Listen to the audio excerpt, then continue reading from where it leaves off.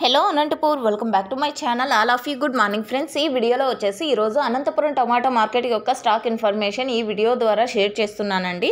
So ముందుగా ఈరోజు date వచ్చేసి 9వ తేదీ అండ్ జనవరి నెల 2024 సంవత్సరం.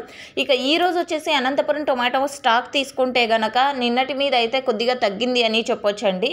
సో రీజన్ వచ్చేసి చాలా వరకు స్టాక్ అన్ని చోట్ల అనేది పక్కన పెడితే కనుక కేవలం అనంతపురం ఏరియా మాత్రం స్టాక్ అయిపోతూ వస్తోందండి. అండ్ ఈ వచ్చే టమోటా కూడా ఈగురుకాయలు అండి, అంటే ఎక్కువగా వచ్చేసి పాత టమోటా తోటల నుంచి టమోటాలు ఎక్కువగా వస్తున్నాయి అన్నమాట. సో అవి మాత్రం ఆ తోటలు ఏమాత్రం తీసేయకుండా టమోటాలని తెస్తూనే ఉన్నారు.